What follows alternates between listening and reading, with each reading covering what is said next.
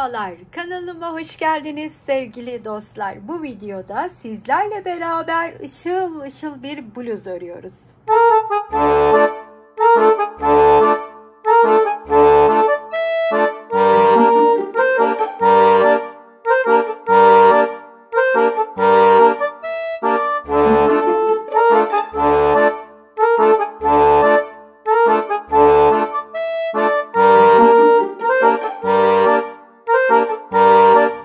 Bluzumuzda sevgili Bil Hayal Hobby'den almış olduğum simli ipimi örüyorum sadece. Aslında kazak da desek daha doğru olur belki. Bilmiyorum, ipin dokusunu oradan görebiliyor musunuz? Simli ince bir ip, 3 milim tığ ile öreceğim ben bu ipi. Gördüğünüz gibi bir parçası aşağıda. Hemen o böyle 36'dan 40 bedene kadar bir ölçüde yapıyorum. Hatta 42'ye bile olabilir diye tahmin ediyorum. Genişliği, eni bir parçanın enini 59, yani 60 santim de diyebiliriz. Çünkü oldukça açılan bir ip. 60'a, boyu da 40 santim gibi. Boyunu daha uzun örmek isteyenler, zaten ben modeli kurarken boyuna istedikleri kadar gidebilirler. Eni için de şimdi zincir adeti vereceğim. Nasıl çektiğimi göstereceğim. Sizler de ona göre dilediğiniz uzunlukta çekebilirsiniz. Ben burada 135 tane, tabi üstte atmalı zincir çekiyorum. Birazdan onu da göstereceğim. 135 tane zincire 67 tane kafes ile çalıştım. Yani şu uzun bacaklı kafeslerim her sırada 67 adet. Şimdi 135 tane zincirimi nasıl çekmeye başlıyorum hemen göstereyim. İpten uzuncana bir parçayı sağ tarafıma ayırıyorum. Şöyle açıyorum. Siz normal klasik zincir içine de çekebilirsiniz ama benim bu şekilde çalışmak daha çok hoşuma gidiyor. Bunu belirtmek isterim. Uzuncana bir kısmı sağ tarafıma ayırdıktan sonra hemen şu tığımın, bakın şöyle tığımı koyup şöyle döndürüyorum ve buradan bir ilmek çıkartıyorum. Daha sonra ise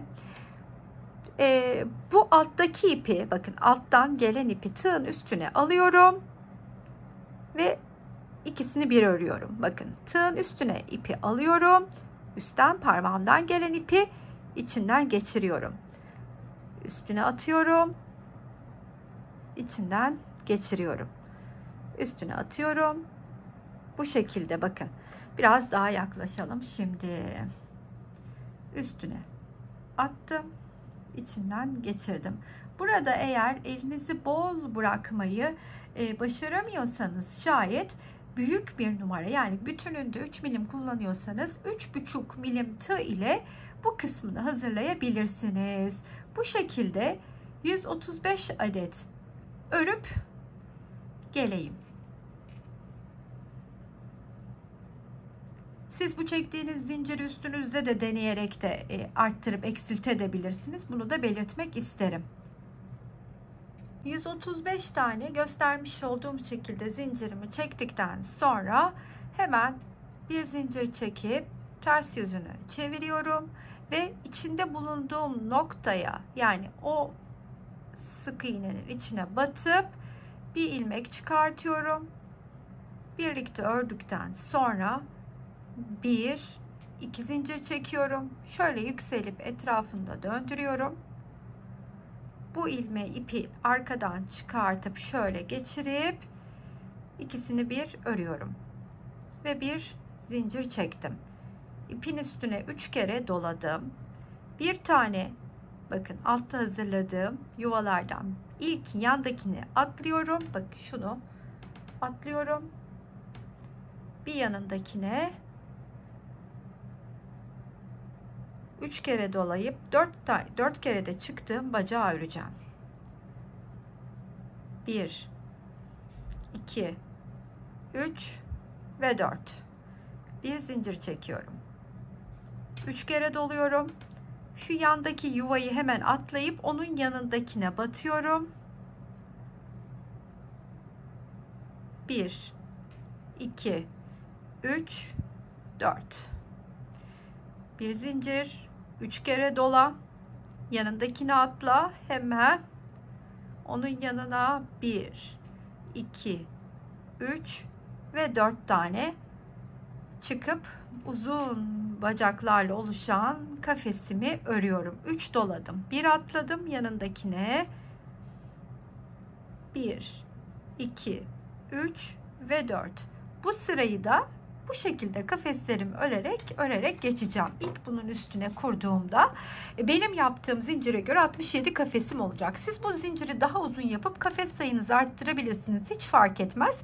Mesela ben bu kafeslerden 18 tane üst üste örüp yeteri uzunluğa geldiğine kanaat getirdim. Orada bıraktım. Siz 18 kafeste değil de daha kısa crop örüp 15 kafes ya da daha uzun 20, 19, 22, 23 arttırabilirsiniz. O tamamen sizin keyfinize bağlı. Arada bir zincir, 3 kere dola, bir tane atla onun yanına gel. Hemen kafesimizi, bir diğer kafesimizi oluşturalım. Sonuna kadar bu şekilde örelim. Sonuna kadar aynı mantıkla geldim. Şimdi sonuncuyu birlikte yapalım. Bir zincir çektim. 3 kere doladım. Burada ilk yapmış olduğum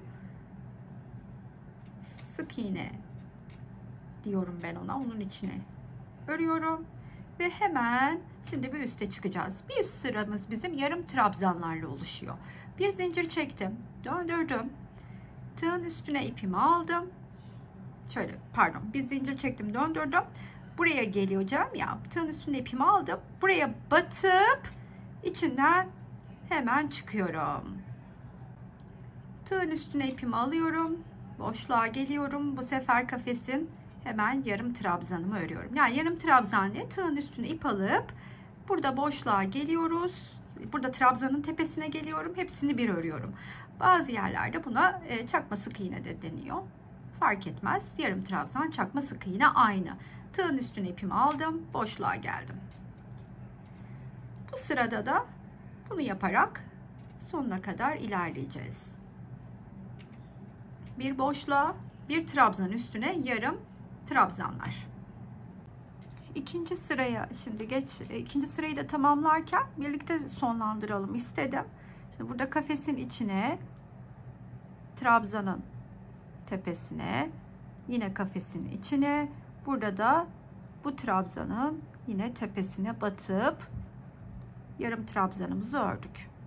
Hemen dönüşte ise bir zincir çekerek parçayı döndürüyorum. Bulunduğum bu yarım trabzanın içine batıp bir sık iğne örüyorum. Daha sonra 2 tane zincir çekip yükselip etrafında döndürüyorum. Bu ipi arkasından geçirip uzun bacağımı oluşturuyorum. Bir zincir, 3 kere doladım. Hemen bir tane bakın ortadakini atlıyorum.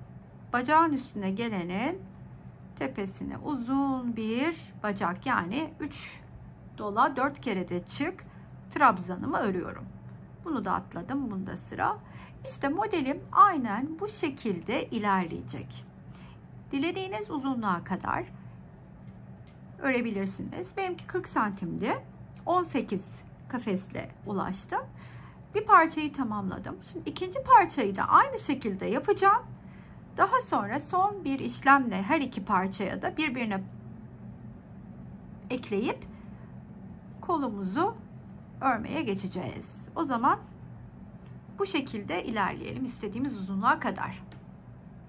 İki büyük parçayı da 18 sıra olarak tamamladım. 18 kafes sırası olarak tabii ki. Şimdi yapacağım işlem bu iki parçayı birbirine birleştirmek olacak. Onun için ilk olarak parçalardan birini çalışmaya başlıyorum. Ama tabii her ikisinde de ilk olarak yaka için yer ayıracağım. Aşağı yukarı böyle 30-35 santim arası tam ortaya denk gelen noktayı ayıracağım. Biliyorsunuz 67 kafesim vardı. Bunun bir kısmını sağa, bir kısmını sola bırakıp ortada tam ortak noktayı bulacağım. 30 santimi ortada bıraktım. Eşit olarak da kafesleri saydım. 18 tane kafesi buradan saydım. 18. kafesin buradaki tepesine geldim. Trabzanın yukarı çıkıp ilmek belirleyicimi taktım. Her bir noktada aynı şeyi yaptım.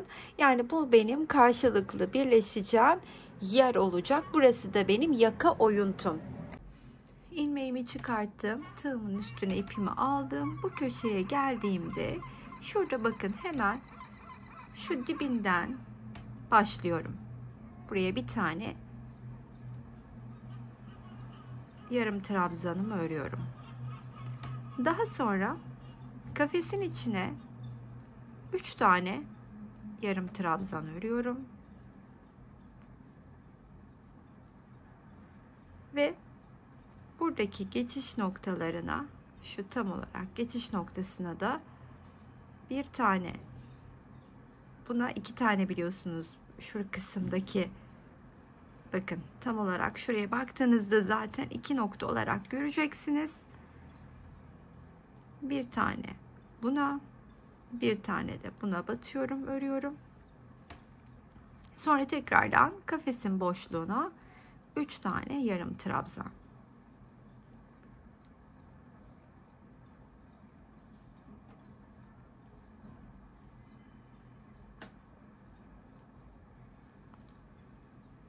Bu kenarın üst kısmına kadar, yani omuzda birleşeceğimiz noktaya kadar, şuraya kadar geleyim. Şuradaki dönüşü göstermek isterim size de. Kenarı aşağıdan gösterdiğim şekilde örerek ilerledim.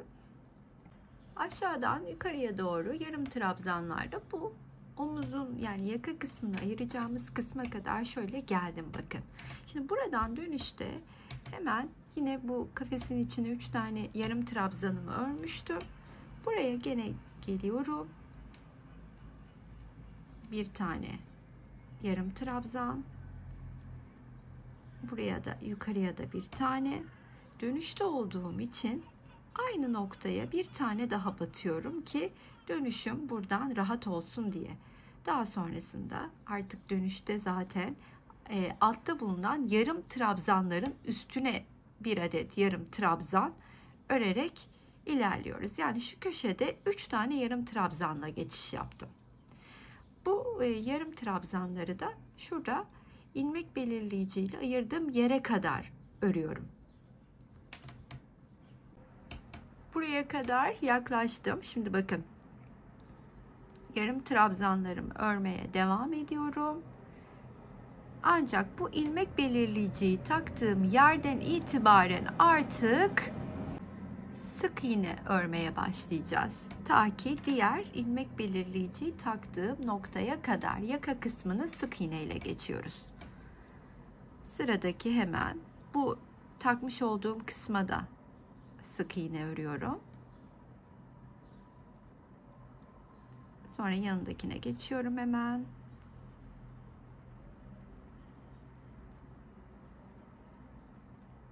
Bu şekilde devam edeceğim.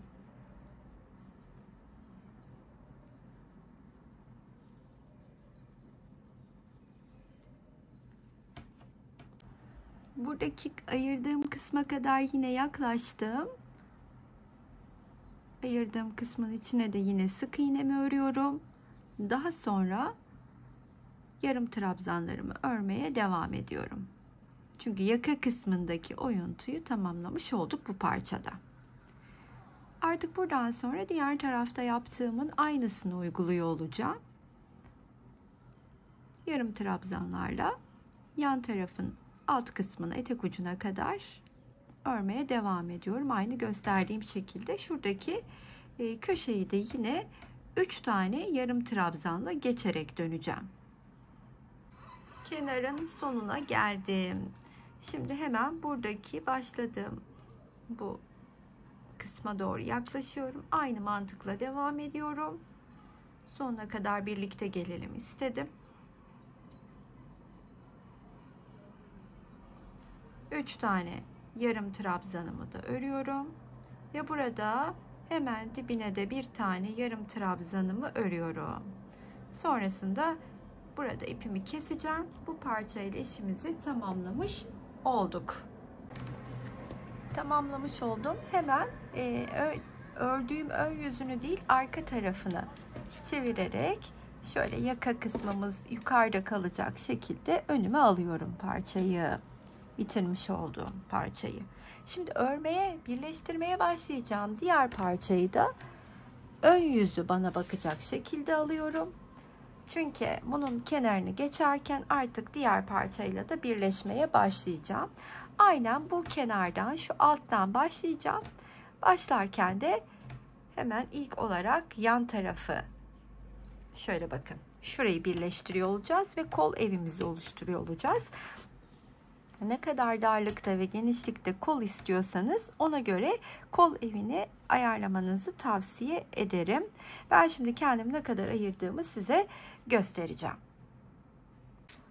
20 santim civarı kol için alan bıraktım ve karşılıklı aynı noktayı buldum. Yani bulduğum noktada şöyle bakın, yarım trabzanları saydım. 1 2 3 4 5 6 7 8 9'uncuya taktım. Aynı şekilde arkada da buldum ve bu tarafta da aynı şekilde karşılıklı 9'uncuyu bulup ilmek belirleyicimi taktım.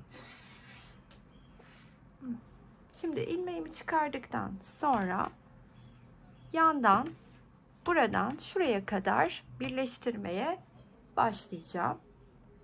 Hemen ilmeğimi çıkartıyorum ve buradaki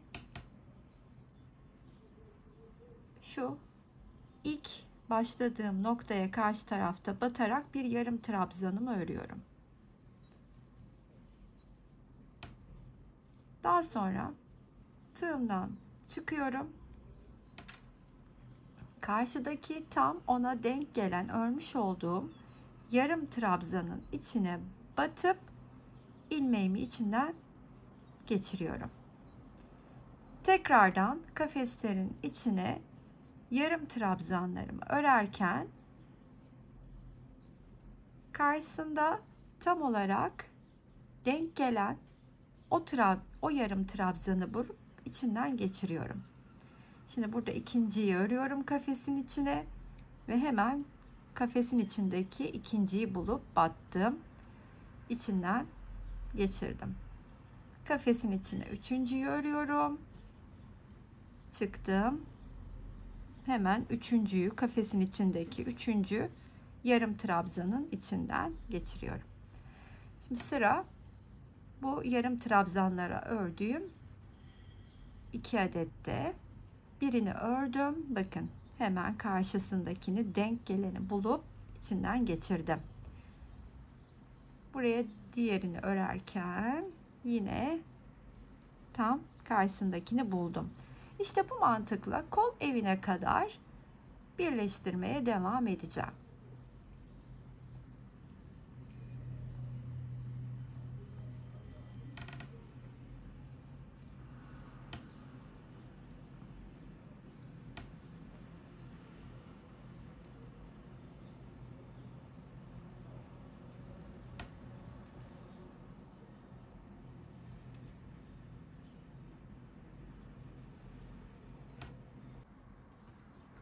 Kol altına kadar bakınız şöyle yandan birleşerek gösterdiğim şekilde ilerledim. Şimdi bu ilmek belirleyiciyi taktığım yere geldiğimde ise artık onu çıkartıyorum. Çünkü omuza kadar olan kısmı karşıyla birleşmeden örmeye devam edeceğim. Yani bu kısma geldim. Artık hiç karşıyla birleşmiyorum. Ta ki nereye kadar? Pardon, yanlış yere battım. Omza kadar bu şekilde göstermiş olduğum gibi ilerleyelim. Kafes boşluklarına 3 tane ikili trabzan,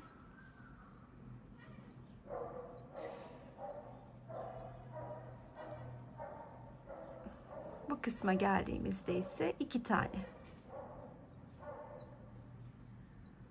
Buraya kadar bu şekilde ilerleyelim. Buraya geldiğimizde artık birleşmeye, omzu oluşturmaya devam edeceğiz. Buraya kadar geldiğimde ise artık şimdi bu yandaki bir taneyi örüyorum. Buraya 2 tane örmüştüm köşe geçişinde, biliyorsunuz. Şimdi birini ördüm. Hemen burada o örmüş olduğum köşedeki geçişteki ikinciyi buluyorum ve içine batıp ilmeğimi arasından geçiriyorum.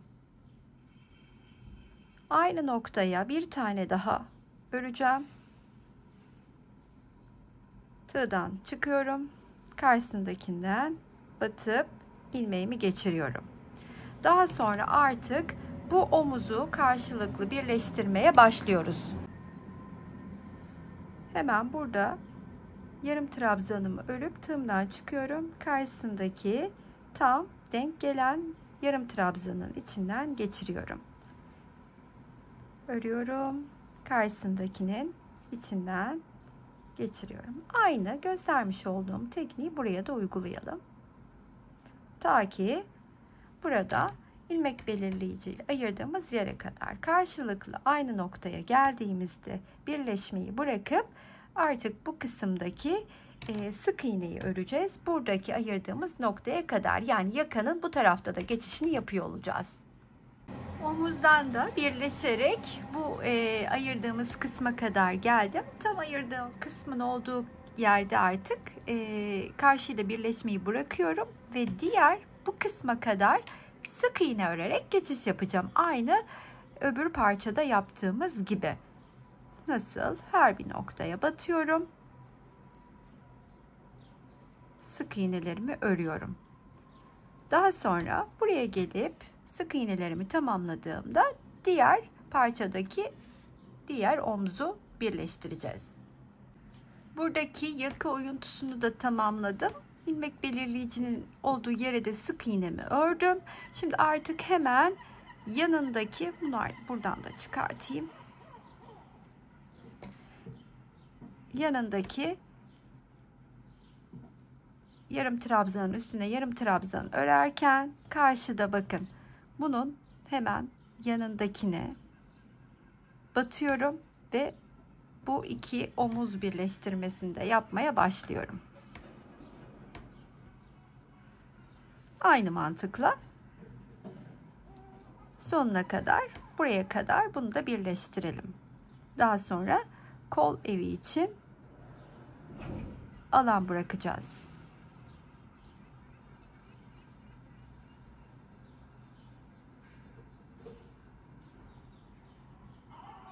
Buradaki omuza kadar da bakın aynı gösterdiğim şekilde birleşerek geldim. Şimdi bunu böylece döndürüyorum ve kol evimi göstereceğim. Şimdi size birleştirme yapmadan ilerleyeceğim yer burası ve buraya kadar geldikten sonra da artık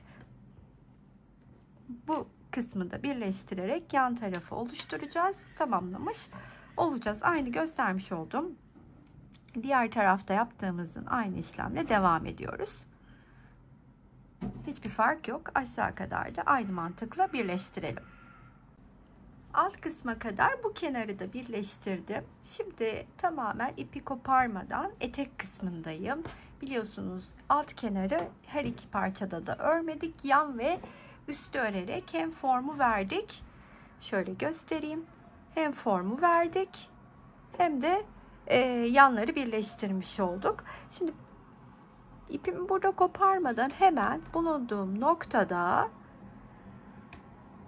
bir yarım trabzan öreceğim ve etek ucunu da aynı yarım trabzanlarla geçeceğiz. Bir zincir çekiyorum. Tığın üstüne ipimi alıp hemen bulunduğum noktaya bir yarım trabzan örüyorum. Sonra buradaki kafesin boşluğuna geldim. Bir yarım trabzan da oraya ördüm. Şimdi artık trabzanların dibine ve kafes boşluğuna, trabzanların dibine ve kafes boşluğuna olmak üzere tam tur başladığım noktaya kadar bu şekilde başladığım noktaya kadar öreceğim. Kazağımızın alt kısmının yarım trabzanlarını geçip tamamladım. Hatta o sırada ben kolun birini de ördüm. Şimdi bakın oluşturduğum kol evine zaten yarım trabzanlarla tamamlanmıştı. Yarım trabzanlardan aynı etrafında yaptığımız gibi o mantıkla kolu da başladım. Şimdi birlikte de diğer kolu başlayacağız ve 2, 4, 6, 8, 10, 13 kafes sırasıyla da kolu ben tamamladım. Üstüme giydim, denedim ve 13 sırada istediğim ebata geldiğini gördüm. Siz de üstünüze deneyerek kol boyunu ayarlayabilirsiniz. Şimdi hemen şuradan kol evinden nasıl başlayacağımızı size göstermek istiyorum. İlmeğimi çıkardım. Burada kol evini önüme alıyorum şu şekilde ve hemen bakın şu kol evinin kol altına gelen kısımla başlıyorum. Zaten yarım trabzanlar örüldüğü için 3 kere dolayacağım tığımın üstüne. Buradan hemen şimdi bakın şuradaki boşluğa batıyorum. Ve bir tane 4 kere de çıktığım trabzanımı örüyorum. Daha sonra bir zincir çekiyorum. Yine 3 kere doluyorum. Hemen burada bir tane yarım trabzanı atlayıp yanındakine gelip ilk kafesimi oluşturuyorum. Bir zincir, 3 kere dola, bir taneyi atla, hemen yanındakine, bunu atlıyorum, yanındakine yine 3 dolayıp 4 kere de çıktım. Uzun bacağımı örüyorum. Aynı bu mantıkla bu sıranın sonuna kadar geleceğim. Buradaki en önemli detay, ilk kolu ördüğümde oluşan kafes sayısını bilmem gerekiyor ki benimki 42 oldu. Şimdi burada da ilk kafes sıramın 42 olması gerekiyor ki iki kol birbiriyle eşit olsun. Tamamladığımda bu kafesleri sayacağım. Daha sonra bir üstte de kazağın genelinde yaptığımız tekniği uygulayarak devam edeceğiz. Öyleyse aynı mantıkla başladığımız yere kadar örelim.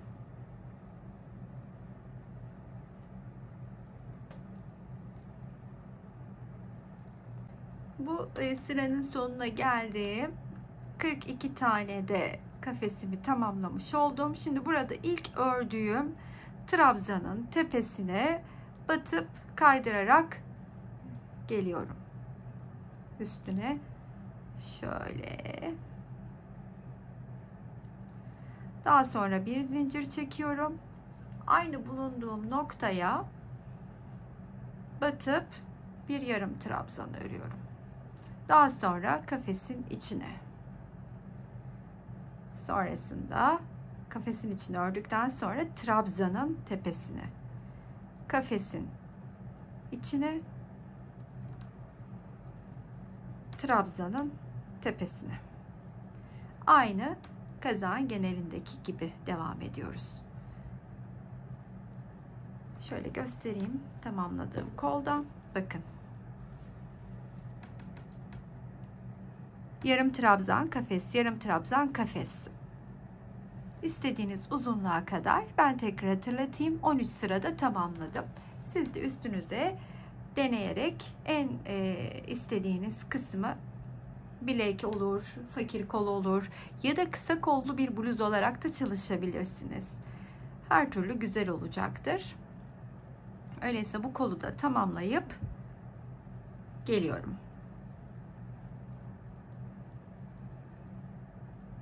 En sevdiğimiz kısım finale geldim. 182 gram ip gitmiş, bu arada tarttım. Yani 200 gram ip çok rahatlıkla yeterli olacaktır.